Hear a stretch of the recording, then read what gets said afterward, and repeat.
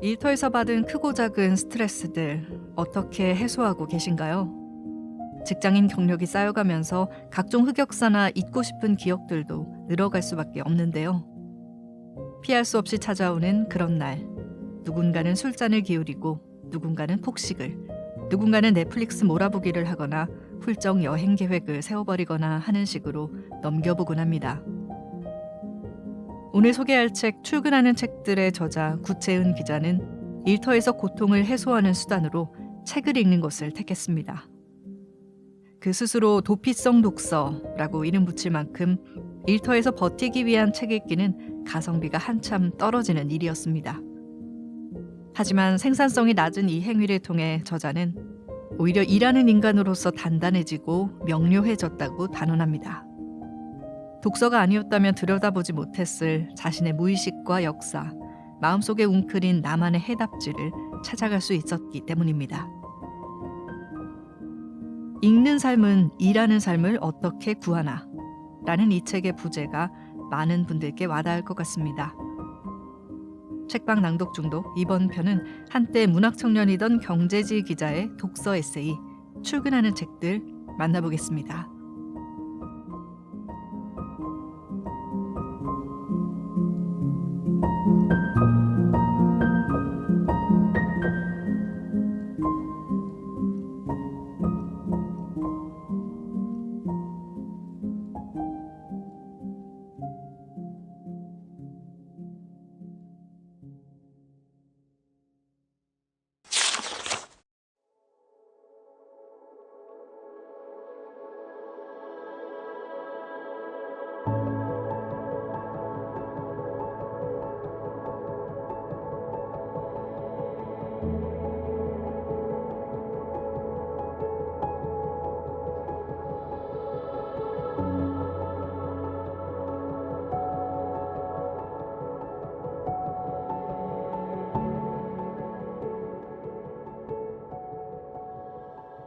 내 꿈은 예술가였다.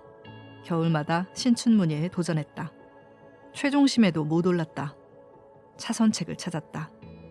글 쓰면서 할 수 있는 정규직이면 좋겠다 싶었다. 신문 기자밖에 없는 것 같았다. 언론사에 입사했다. 기자가 됐다. 해보니 글보다 취재가 더 중요한 직업이었다. 힘들었다. 등단하면 그만둘 생각이었다. 책을 좋아하니 문화부 출판팀 기자를 하면 좋겠다 생각했다. 안 됐다. 증권 금융부에서 기자 생활을 시작했다. 숫자에도 약하고 천생 문과생인 내가 적응하는 것만 해도 힘이 붙였다.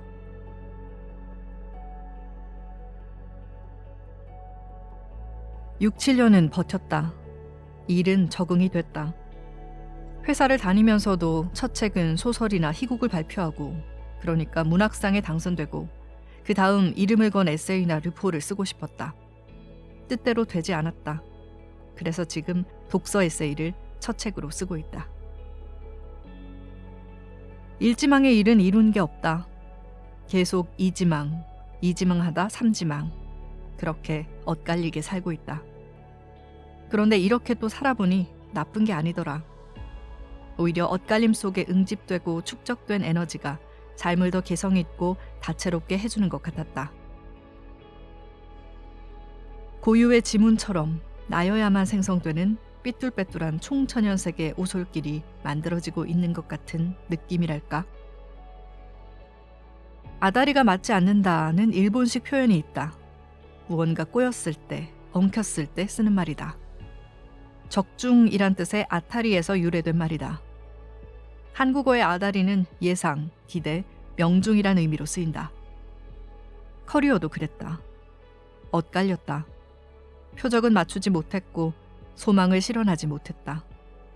내가 소속되고 싶어하는 세계는 나를 밀어냈고 나는 늘 다른 세계 속에 원치 않게 규정됐다. 그럴 땐 조금이라도 원했던 빈틈의 세계로 고개를 빼꼼 들이밀어 숨통을 터야 했다. 그런데 10여 년이 지나고 보니 새삼 보인다. 그런 삶터나 일터도 나쁘기만 한 건 아니라고. 어쩌면 그런 어긋남이야말로 필연적이고 선험적인 삶의 조건이라고. 내겐 그 엇갈림의 틈새 속에 당신 고유의 세계가, 그 세계의 정수가 있다고 알려주는 예술가가 있다. 제일 한국인 김시종 작가가 그런 분이다. 김시종 시인은 일제강점기인 1929년 1월 부산에서 태어났다. 어머니 고향인 제주에서 청소년기를 보냈다. 1936년 황민화 교육이 시행되던 제주 공립보통학교에 입학했다. 식민지 종주국의 언어였던 일본어를 통해 사고체계를 정교화하고 문학소년으로서 감성을 키워나갔다. 일본의 전통시, 동요, 군가에 매료돼 기타하라 하쿠슈 같은 일본 시인들의 영향을 받아 시 습작도 많이 했다. 하지만 해방 후 조국의 현실에 눈을 떴다. 이육사 같은 민족 시인의 시를 접하고 청소년기 모국어로 인식돼 온 일본어가 침략 언어라는 점을 알게 된다. 그때부터 일본어에 대해 강한 반동의 에너지를 갖게 된다. 언어는 존재의 집인 만큼 일본어로 사고체계를 형성해왔던 자신의 예술적, 학문적 기반에 대해 끊임없이 회의하게 된다. 하지만 4.3 사건에 연루돼 1949년 이후 부득이하게 일본으로 떠나야 했다. 양초 공장 노동자로 힘겹게 생을 영위했지만 문학에 대한 뜻은 접지 않았다. 그때부터 그는 반일본적인 서정성과 리듬을 독창적으로 창조해 일본어 시를 쓰기 시작한다. 자신만의 독특한 예술 세계를 열어간 것이다. 일본어의 아름다움을 일부러 파괴하는 이단의 일본어를 사용해 시를 썼다. 제국과 식민, 분단과 통합, 문명과 야만 등 세계의 모순에 대해 깊고 넓게 사유하는 한편 제국의 언어, 식민 지배국의 언어인 일본어에 대한 긴장감과 거리감은 놓치지 않았다. 디아스포라로서, 경계인으로서, 한국과 일본 어디에도 속하지 못했던 무국적자로서의 고뇌와 어둠, 모멸과 슬픔도 시세계에 그대로 담았다. 2015년 오사라기 지로상, 2011년에는 일본 문단의 거장에게 수여하는 다카미 준상을 받았다. 지난해에는 아시아 문학상을 수상했다. 2018년 YTN과 인터뷰에서 김시종 시인은 한국은 달보다 먼 곳이었다고 밝혔다. 군사 정권이 이어지면서 한국으로 오지 못해 부모의 임종도 지키지 못했다. 신선하고 고된 삶이었다. 하지만 예술로 시대의 모순을 정조준하고 한치의 물러섬 없이 정면 돌파하며 살고자 했다. 그 긴장감을 전 생애 내내 놓치지 않고 벼리고 살았다. 이 인터뷰에서 시인은 매끄러운 일본어를 쓰지 말자. 내 일본어는 투박하고 읽기 힘들게 하자. 나 스스로 만든 일본어에 보복을 했다고 수레한다. 일본어로서 일본어에 저항했고 그 언어로서 해방과 틈새, 경계를 말했다. 시인은 이 인터뷰에서 참다운 것에 침해당하는 데 반대하는 의지가 시다 라고 했는데 이 말은 내 마음속 시면에 아로 새겨져 있다. 김시종 시인의 시는 언제나 자신이 속해 있다고 믿는 세계로부터 추방당함과 거절당함, 그래서 삐걱거린 어긋남, 하지만 그 엇갈림 속에서도 실존을 잃지 않는 투지와 의지를 담고 있다. 특히 이 식구를 좋아한다. 거기에는 언제나 내가 없다. 있어도 상관없을 만큼 주위는 나를 감싸고 평온하다.